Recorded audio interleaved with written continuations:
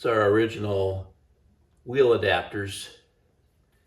What that did is it brought the tire out just a little bit too far, and when we're going over big bumps, we were rubbing right in here a little bit. So this is 1.1/8. We got some 3/4 inch thick ones. That's why we had to grind the studs down a little bit that are on the car, because they were poking out a little bit too much right here, and then they'd run into the rim. So we didn't have to grind off much, but ground those off, put the new ones on, move the wheel in, and that was just enough to get rid of our occasional skirt. We're going to check the rear end ratio. We think it's a 308 because it's a station wagon. We're not sure. And it's a one-wheel wonder, so I think we can jack it up. Spin this wheel twice, count the drive shaft rotations with the other wheel still on the ground. We'll see. We'll just start crunching the numbers and see what happens. 1, 2. Exactly at 2 right now. Okay. So what we ended up with is a 270. I think 276 is the number, but 1 ratio. We were hoping for 308, but that's what we got. But when we work on the rear end, we're going to put a 373 in it to 1. Posse. This is one wheel.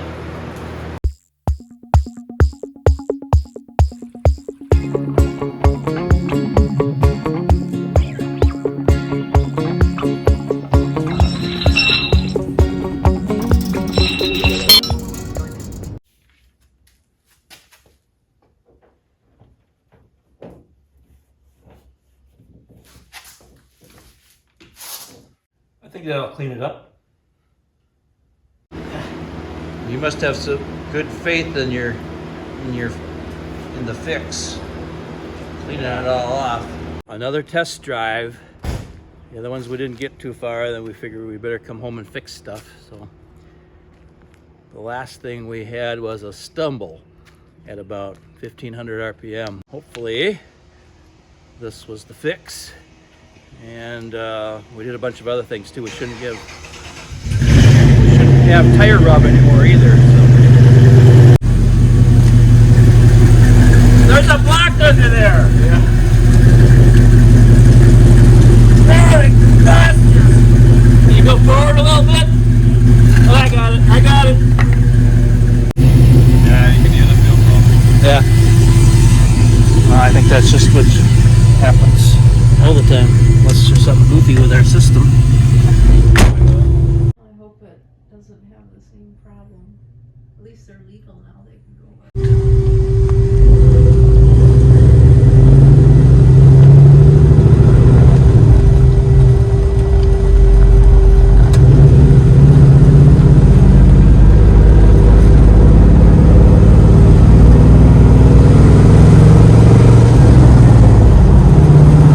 We got to almost 3,000.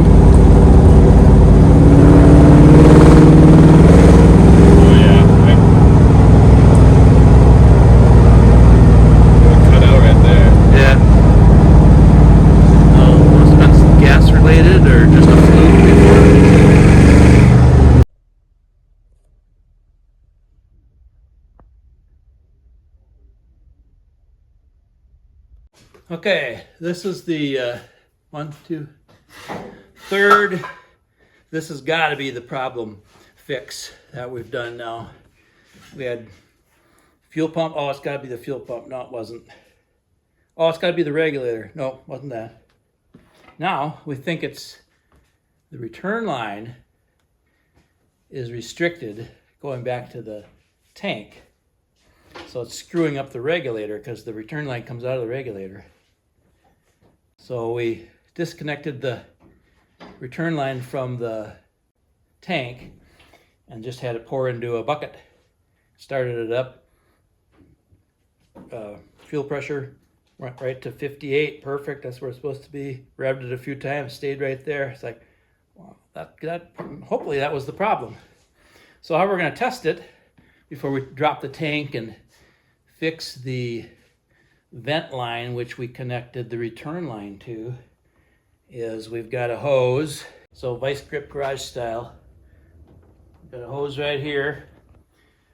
Gonna run across inside, and then we come out over here, and we're just gonna go right into the fuel filler, the gas cap. So we got the gas cap off. All right, update. That seemed to help, but it didn't solve the whole problem. So next test, we're eliminating the gas tank altogether. We're running the overflow or the return line back to this tank, and we're gonna pick up from this tank also to draw from it for the pump.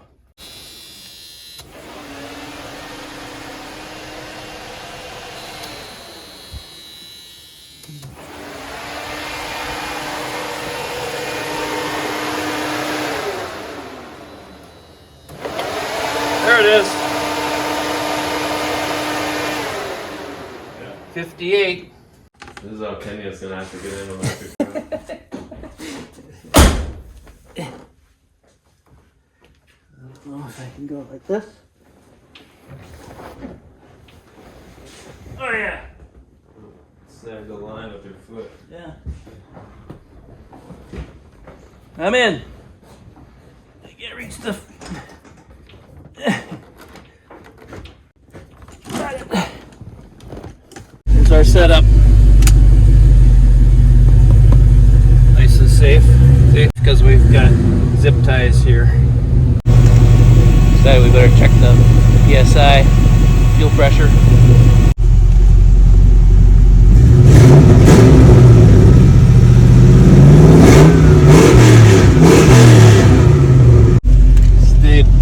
Stayed? At about 58. Just it dropped a little bit down, like barely. Well, that's. Did you go back and forth in the driveway or what?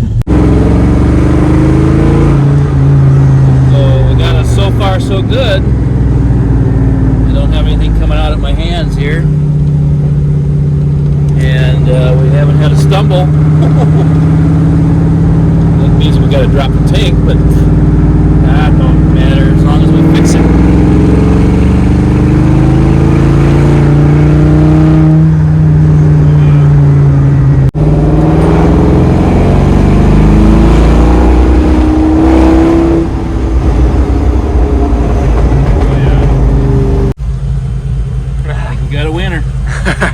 Okay, I thought you guys might like to see how a professional gets out.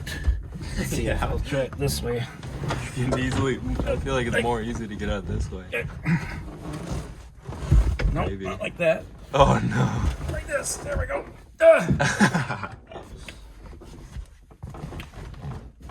You got a roof rack.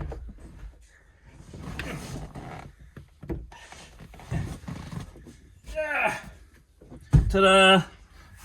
10:30 Monday night. We dropped the gas tank, took the little check valve off of the return line, looked inside, looked good. Put it back up in, put a little paint on it, and rerouted our gas line so that it wasn't going over the top of the muffler. We don't have the primary filter in yet because it hasn't come in yet. It's on order, but we just hooked it up without that. There's a secondary one after the regulator, or it's part of the regulator, so we're not worried about it. So we're gonna do a test run in the dark, in the scattered rain. We got it operating right now, we believe, so we got to do it. We got to do it. How do I do that again? You gotta just turn the knob to the left.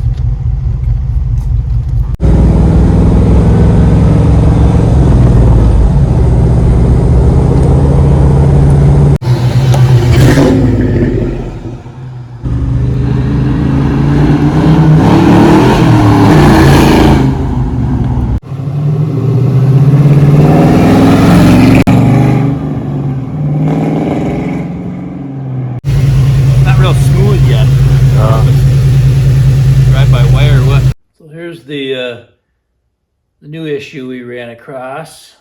Got it fixed, hopefully. So that is a fuse holder.